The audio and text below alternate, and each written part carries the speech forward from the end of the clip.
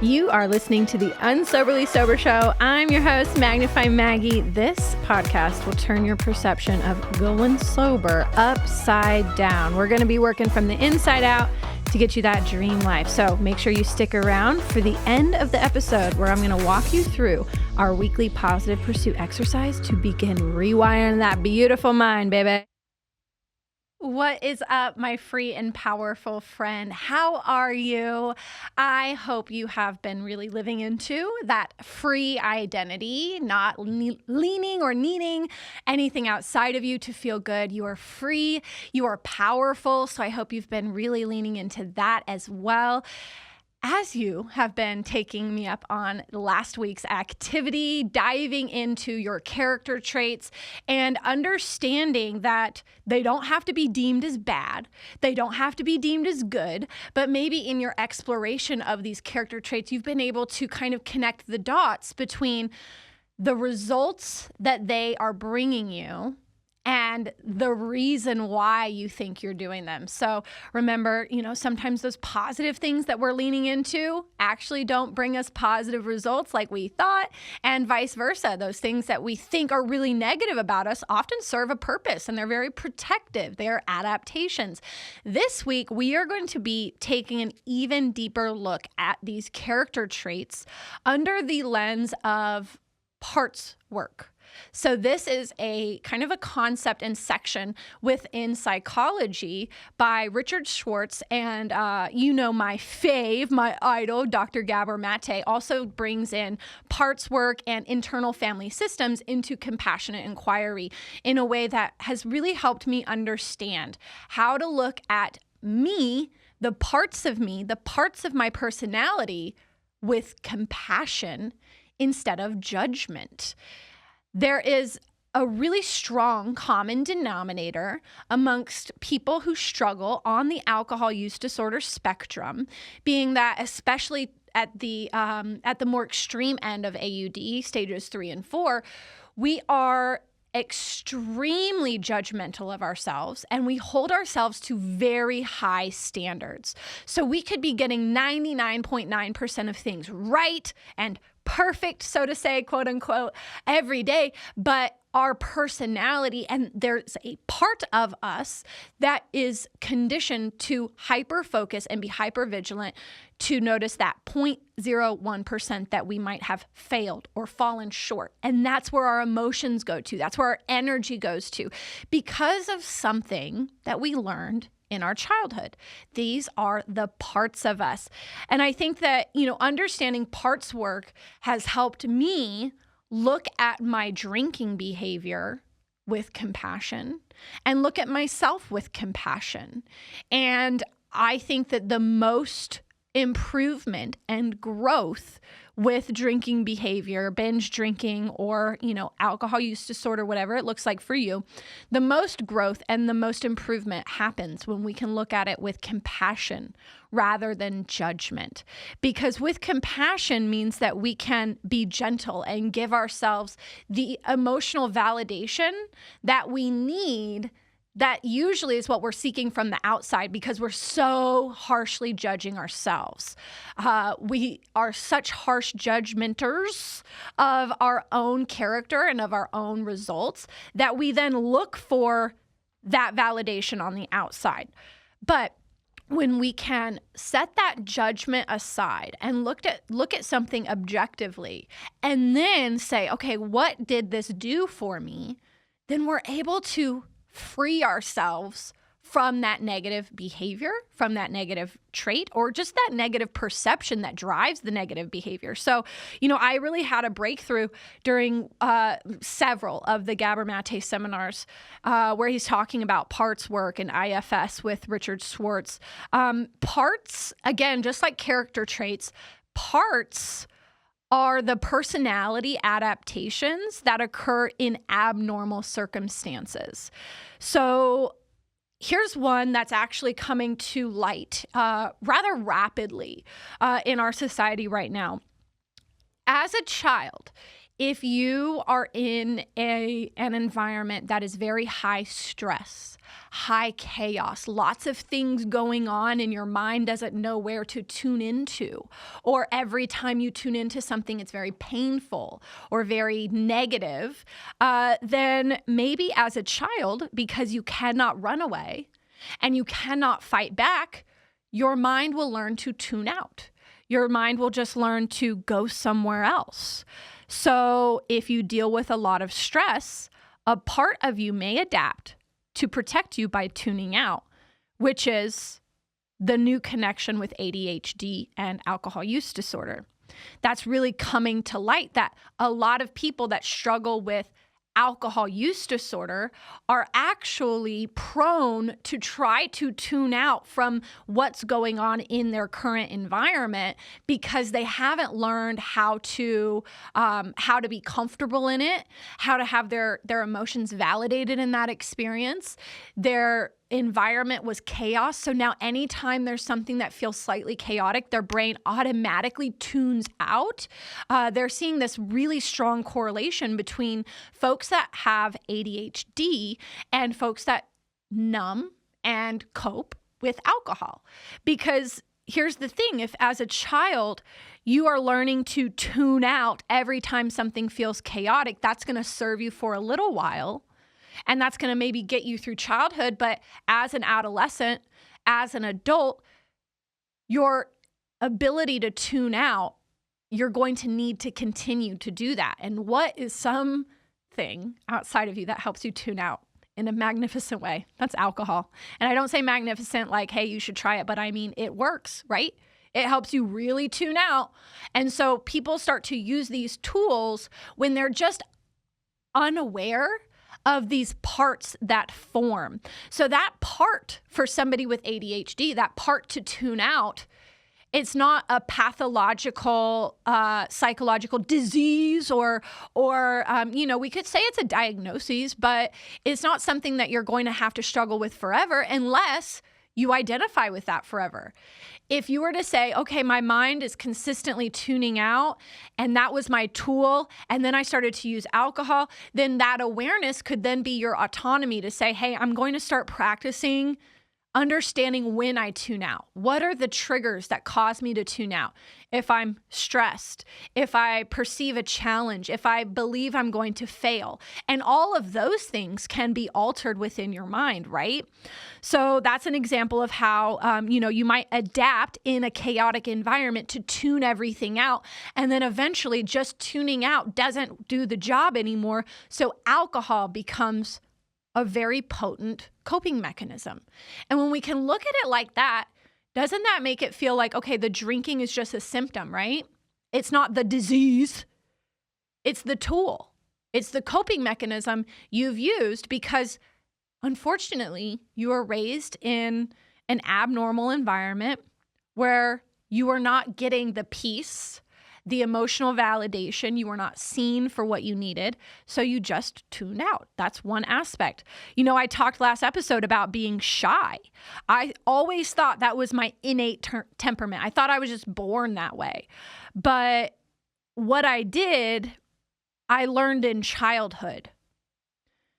I learned that speaking about myself got me in trouble, or speaking in general, that I was wrong when I did it.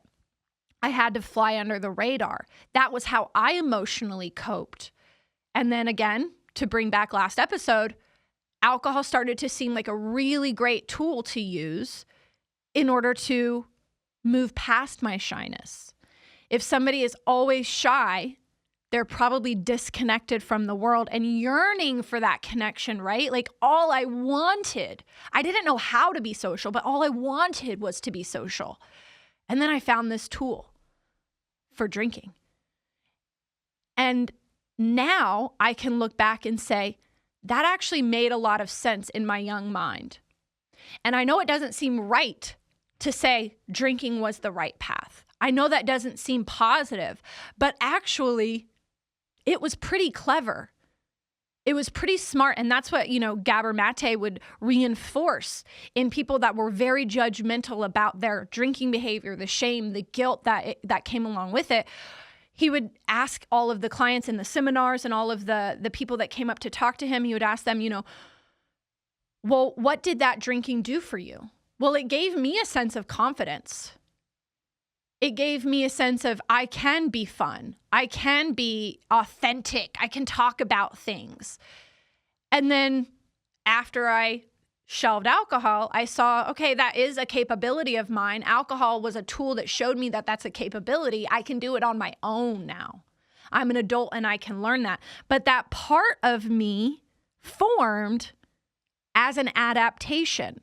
There is still that shy girl inside of me that I have to sometimes talk to and I have to give validation to because she was not seen for her experiences as a child. And this is a part of psychology that when we have these parts of us form as children, they don't age, we carry them with us. So on the days that you're feeling low, that's usually when you're emotionally involved and acting out in the past, but in the present. So on my days that I'm feeling really low, I notice that I'm carrying this shy part of me around, this version of me that needs to make myself very small. If you're disconnected from love, let's say that, even if your parents didn't drink, again, it doesn't have to look like big T trauma. If your parents didn't drink, maybe they were just really hard workers. Maybe they got up in the morning and went to work at 5 a.m. and you and your siblings were kind of left to your own devices to get ready for school. And then when they got off work, they were so tired and you wanted to play with them and they said, no, not right now. They weren't doing anything out of malice. They were tired. They were doing the best they could. But again, as a child, that little T trauma is when our needs aren't met. So the love, the coddling, the emotional validation, being seen for who we are, that didn't happen. So that could leave you feeling disconnected, right? So then a part of you may adapt to give you more connections. Maybe a part of you adapts to be very funny. Maybe you're very performative. Maybe in those moments where your parents are like, no, I don't want to play with you. I just need to sit in this lazy boy and let my mind relax because I've been working all day to put food on the table. Then maybe you run in front of them and you do a dance and you start to be very dynamic and you're like trying to perform for them. And then as you grow up, you realize I'm always trying to perform for people. What is this about me? I'm yearning for this connection. That could also be not just like being dynamic and loud in your personality, but again, just like we talked about last episode, that could be through looks. Maybe you learn to get that attention that you never got through being very pretty or very handsome or very muscular. Maybe it's from those good manners like I had. I was always so excited because I knew that all of my teachers would write at the end of the year that I was so polite and that I had such good manners, because that's the part of me that formed to get praise, to get approval. Maybe you will learn to be very charming, to use your words in a way that, almost puts a spell on people so that you draw them in. These are all parts of us that form.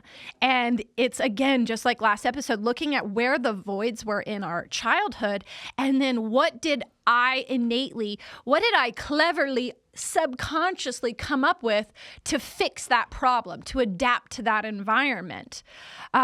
When I look at the part of me that adapted to the pain and learned to use alcohol to escape. And I'm talking about the pain of, my mommy issues, not having the healthy mom figure in the household, the pain of, kind of going through life as a kid by myself, learning to entertain myself, the pain of getting the shit beaten out of me by my brothers because there was no form of like supervision or anything like that. Like the pain of, basically my mom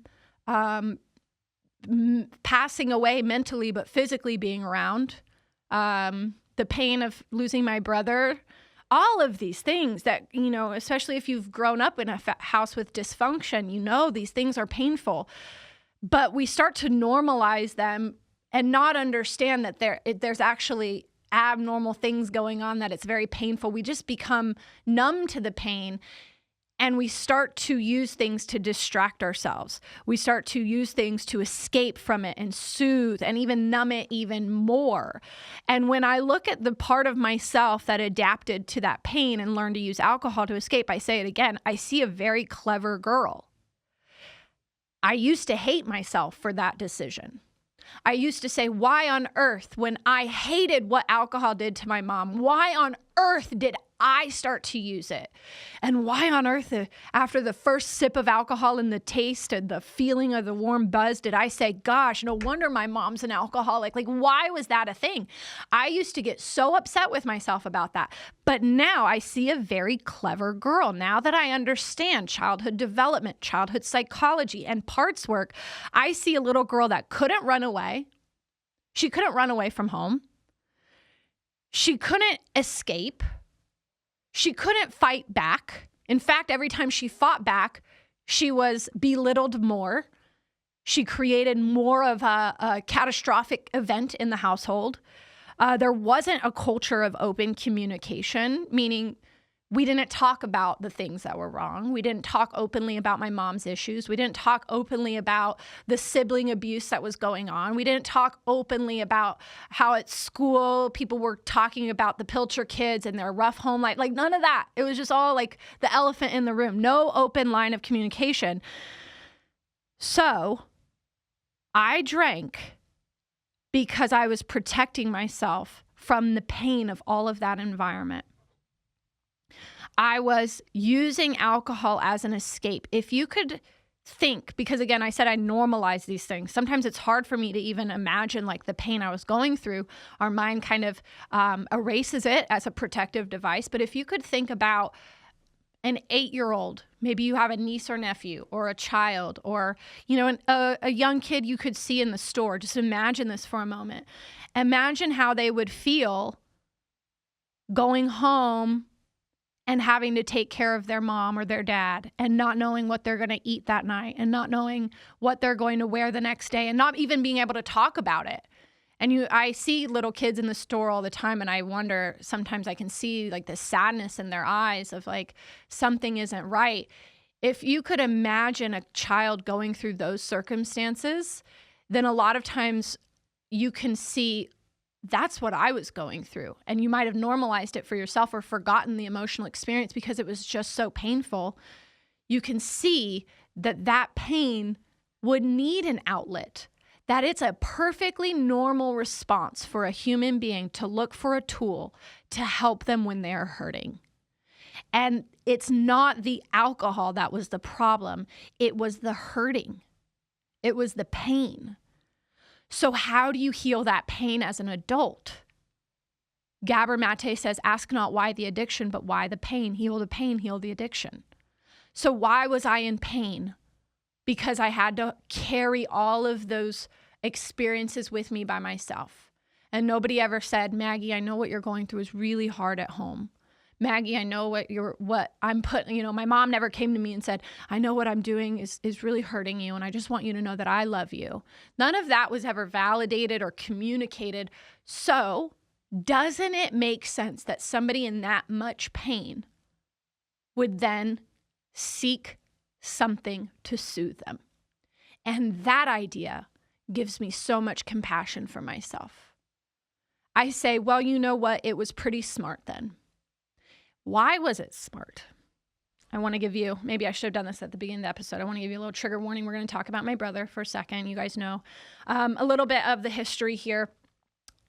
My brother was 2 years older than me, and he was very much, again, enmeshed in my mom's caretaking and enabling. He was at this weird age right in the middle of all of us where he wasn't old enough to draw boundaries and say, this isn't right. But he wasn't so young that he didn't pick up on things.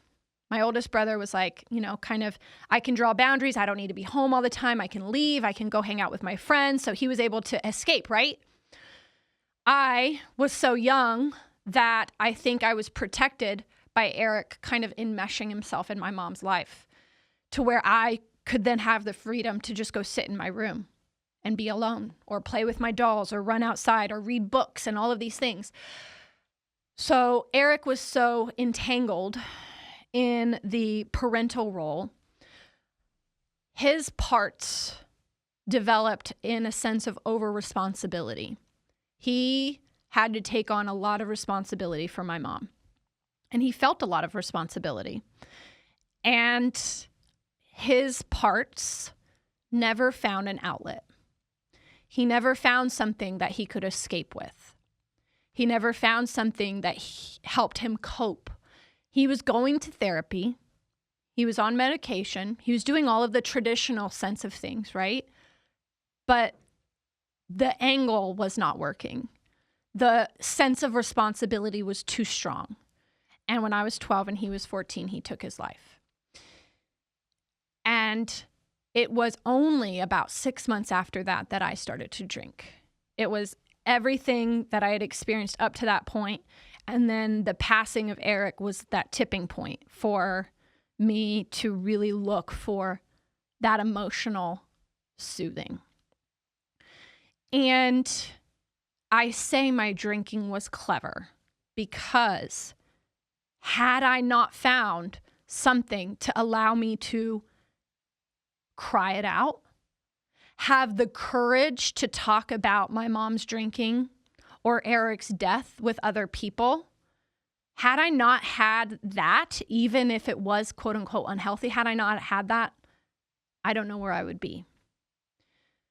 Because when I drank, it gave me that ease to sit even next to a stranger and tell them my life story, something that I had been needing to do since I was probably 6 years old. Just to say and acknowledge and be seen. This is what I've gone through with my mom. As embarrassing as it feels now to be like, oh my gosh, how many perfect strangers did I tell my life story to? And like, how many people did I just have to like word vomit all over in order to tell them all about Eric and my mom? Like so embarrassing. Every party I went to, I always like ended up crying, talking about these things. But that was because that's what I needed to do without alcohol, and alcohol gave me the strength and the courage to do that. It gave me the relaxed inhibitions that said, it's okay to talk about these things. Had I not had that tool to open up those floodgates, who knows where I would be? In fact, 2 years ago, my assistant was doing some research for a blog we were doing, and it was a blog post about children of alcoholics and the statistics that point to suicide rates. And my assistant was doing her research and she was coming up with really good articles and sending them. And I say good, meaning like credible, educational. They were very, very tear-jerking. But my assistant turned to me and she goes, Maggie, I'm so glad that you are here. Because every article I find references some sort of sibling copycat suicide in adult children of alcoholics and children of alcoholics. She said there is an alarming statistic that shows that if one child of an alcoholic takes their life, then most of the time, one, if not more, siblings follow suit because the pain is so egregious and they already haven't learned how to process their emotions that now when grief and loss is present, they lose themselves. So had I not found alcohol, would I still be here? I don't know. And that's what helps me look back at that version of me that started to drink and say, thank you. Thank you for doing that. You are so smart. Yes, some bad stuff happened along the way, but you're still physically here and you have opportunities to change your life, and not just your life, but other lives. And so when you can look back and say, how did this part form and how did it actually get me here, ignoring the negative things that it might have brought up, but only saying what could have been if this part wasn't part of me. I might not be here. I could have also found harder drugs or things that were even more sabotaging than alcohol. I've mentioned this, that my dad would say things like, you could have definitely ended up in a gutter with needles in your arms. And I could see that as a potential. Had I not found alcohol, it could have been something worse. It might not have been 100% something horrible like suicide, but it could have been something worse.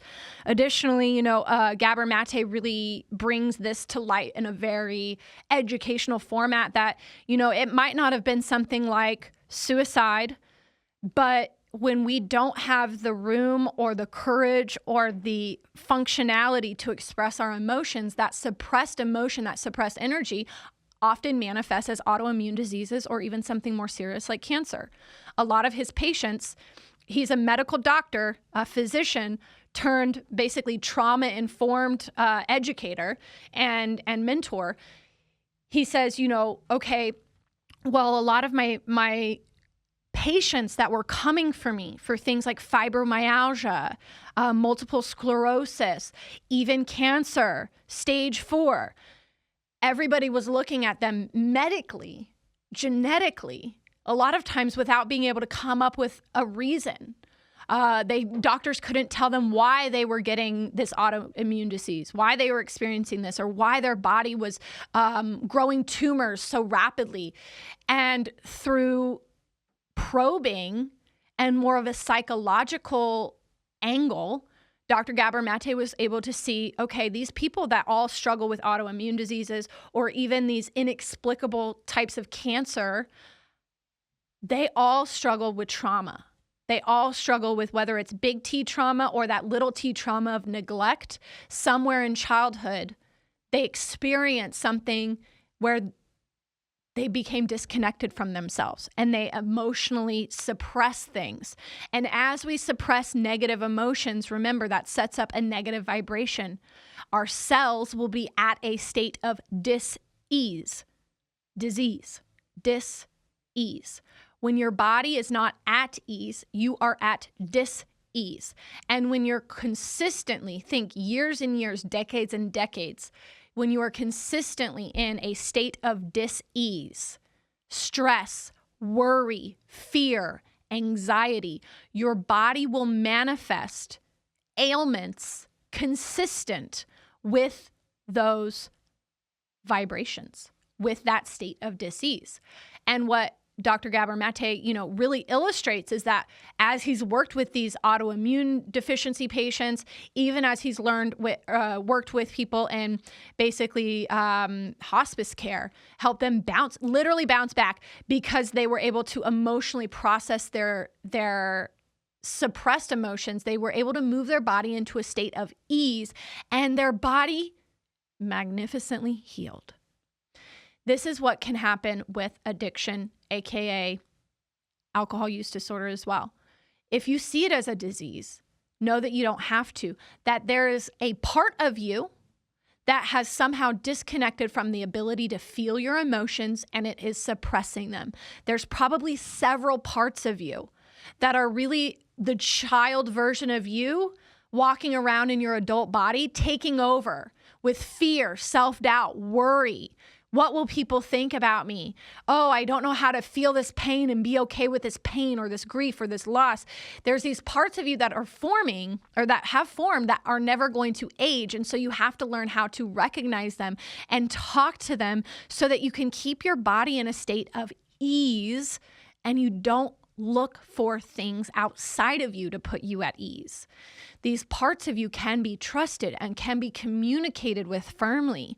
You just have to tell these parts of you, when I'm feeling very shy, when I'm feeling very introverted, maybe I'm feeling very hypercritical of everything that comes out of my mouth and I need to filter everything to make sure everybody likes me. I take a step back and I think in my head, I know this can sound like a lot of woo-woo fluff, but this is real.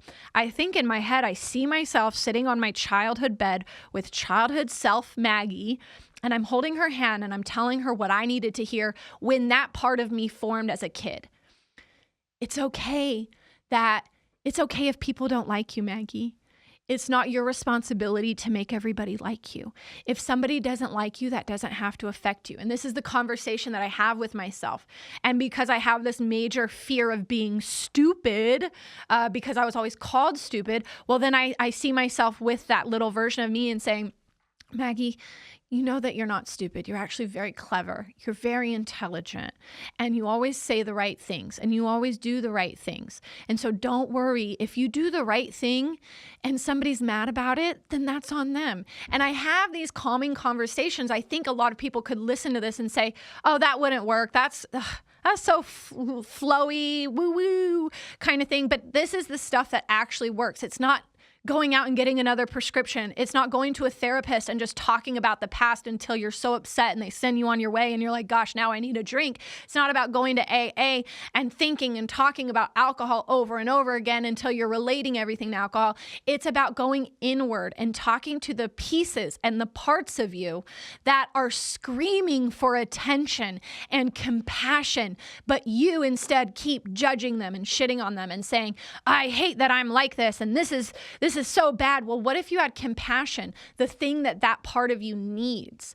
Because what's funny is that most of the parts of us form because of the fear of external judgment. We form the shy part of us or the very nice-mannered part of us. We form the performer part of us because we are afraid of judgment. And then look at who's judging that part of us as adults. It's us. I hate how nice I am all the time. I just let people walk all over me, or I hate being so shy. It's so weird how when I try to talk to people, I just can't come up with words. My mind is blank. Or I hate how I always need the attention. I literally feel it as I start to kind of snap into performing. I feel like such a lame-o and a liar. Like there's all these ways that we judge ourselves when that's what we were trying to avoid. And here we are as adults judging it. And what we need is to have compassion with it. Just like that part of you when it was forming, you needed compassion. So you didn't have to adapt to that environment that was not normal. You needed compassion then, and it was lacking. But that program continues as you continue to judge that part of you without compassion. So again, I go back to, finding out all of these parts of me. And then instead of judging them, I say, thank you. Thank you for doing such a good job. Thank you for protecting me. Thank you, shy part of me, for helping me lay low so that I didn't cause more conflict. Thank you, drinking part of me, for reaching for escape instead of something more permanent. Thank you, the nice part of me, because that did bring me some good experiences as a kid. Thank you for those things. But you don't have to work anymore. I'm all grown up and I can take care of myself now. And if I need you, I'll call on you. But right now you can rest. That's the conversation I have with myself when I notice these parts of me come up. And I think, shout out to the sober experimenters. We go through this lesson. I think it's a really powerful visual to see yourself driving a bus, yourself in your body, driving the bus. And then in all of the seats behind you are all these different parts of you. And the thing is that you can call on these parts because some of these parts are, again, your superpowers.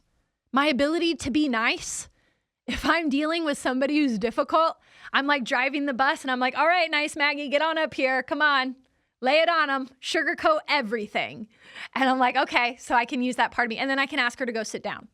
She doesn't need to be around all the time because sometimes I need to be assertive. Sometimes I need to be direct. Sometimes I need to hurt feelings, not necessarily, but sometimes I need to say things that I would be afraid to say out of fear of hurting people's feelings.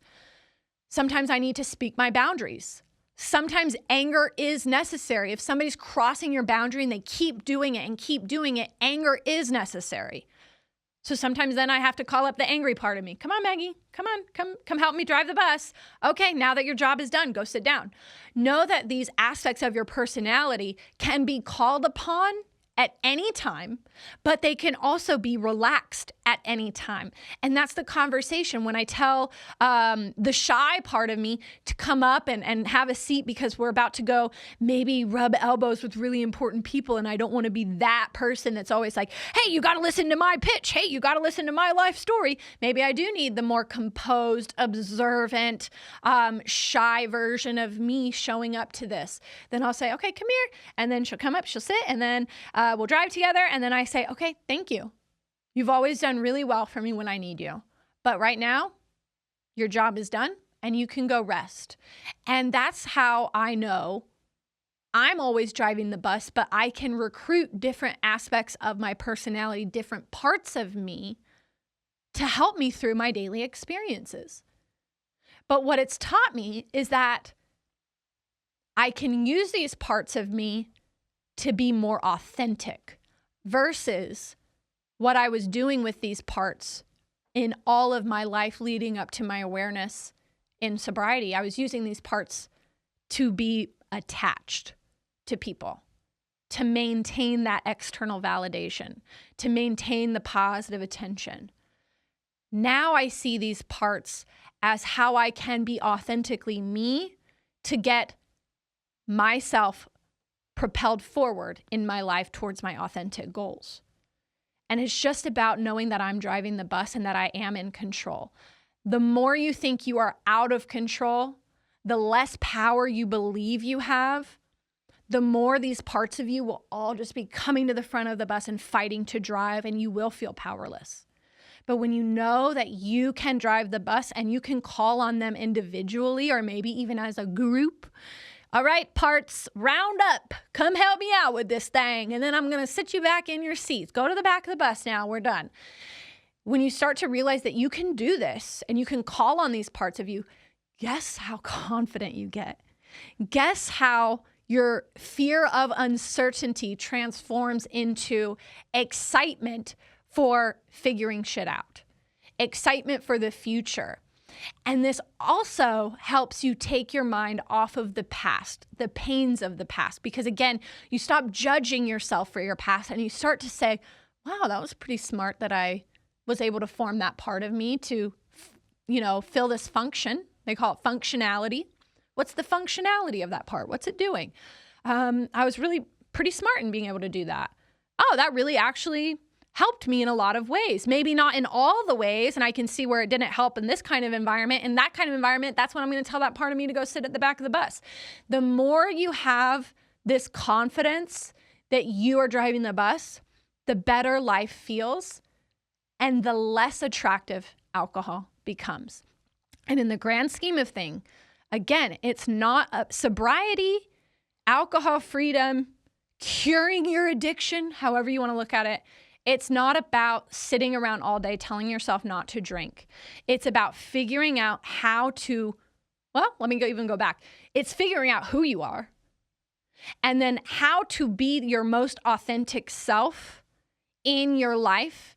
Go after the things that you want. Be who you want to be so that drinking just sounds bleh. I do not want to do that. I never want to do that. We want alcohol to be irrelevant, not to be something that is a forbidden fruit. And in this process of understanding my parts work and gaining compassion over judgment for those parts of me, it has helped me see that I am pretty darn fantastic without needing alcohol, and that my life is a lot more beautiful without alcohol. And when you taste that beauty and that freedom and that power, nothing in a cocktail glass tastes the same ever again. So with that being said, let's get into this week's exercise. What I want you to do, similar to last week, it's going to be auditing yourself. Look at the parts of you that popped up maybe as I was talking about the parts of me. Maybe you see that you do tend to tune out. Was there a tuning out part of you that formed? And why? Can you have compassion instead of answering that with a judgmental phrase? Look at if you're overly nice. What did that do for you as a child? If you are very concerned about how you look physically, well, what did that do for you? How can you look at those with compassion versus judgment? And if you are currently struggling with cutting back or quitting alcohol, you're still in that cycle, then your weekly exercise is to figure out what drinking is doing for you. We talked about the functionality of our parts, but if you are currently drinking, before you understand the functionality of your parts, you have to understand the functionality of your drinking. So what is alcohol bringing you right now? If you would have asked me this 5 years ago, I would have said, well, alcohol, drinking experiences, it's bringing me happiness. Okay, in my normal life, why can't I be happy? Why can't I be happy on my own? I mean, we could do a whole episode on that, right? So I'm sure you're getting some feedback already from your subconscious beliefs. If your answer to I love drinking or I need alcohol, whatever your kind of start of that sentence is, if it's I need drinking to have fun, why can't you have fun without it? Is it that you are insecure to be loosey-goosey? Is it that you literally don't know what to talk about? Is it that when you do things without alcohol, you're thinking about how much it sucks because you just don't know how to think about things as positive versus negative yet? What is the alcohol doing for you? Is it helping you escape? Escape from what? Is it helping you soothe? Soothe from what? What is the functionality of your drinking? And then how can you have compassion for yourself there? Alcohol is helping me soothe my pain. Okay. If you were to talk to a child who said, I'm in pain, how would you talk to them? You wouldn't probably talk to them how you're talking to yourself. Why are you such a piece of shit? Why are you in pain? You're a grown up. Nothing's going wrong. You got a roof over your head. You got food on the table. You should be fine. Blah, blah, blah. Judgment, right? But what if you're compassionate with yourself? I'm drinking to soothe my pain. What's my pain? Well, let me get comfortable here. Let me see what comes out. Let me journal about it. Let me write it out. Let me vision it, what comes to my mind when I start to think about the pain that I'm escaping. How can I be compassionate with myself and say, it's pretty normal human experience to seek soothing if I'm experiencing this pain. But how could I process and accept this pain without making the pain so scary that I need to run away from it so that I can sit with the pain long enough until it's healed on its own? And we'll continue to talk about that because that's honestly the whole venture of sobriety, is learning how to deal with pain and learning how to solve quote unquote problems, learning how to not need escape and build that life that you dream of. That is the process. And, you know, we can't answer everything here in one episode, but you know that we're going to keep diving in deeper. Continue to let me know what your feels are, your feedback, your questions, the parts that you're discovering about yourself, what you're learning. If maybe you're even taking me up on the self-study resources I've been throwing out, like IFS and Richard Schwartz and Dr. Gabor Maté and Bob Proctor and all the people. I love to hear where this journey is taking you as you listen along every week to the Unsoberly Sober Show. And I just want to remind you, between now and next episode, it is all up to you. You cannot rely on anybody else to do this for you. You cannot expect something outside of you to heal this stuff for you. You can and you will think different in order to drink different, or never again. It all goes down in the mind. And guess who is driving the bus of your mind? It's you. So I continue to challenge you to empower yourself, feel that confidence, explore this parts work, and then reach out. Let me know how it's going. I'm always here for you. Until next time, Magnify Maggie signing out. It means the entire world to me that you have been here with me, letting me share my experiences and hopefully helping open your eyes to a bright, beautiful life ahead of you as well. So if you are loving this show, please, please, please subscribe, like, comment, and especially share this with somebody that might be in need.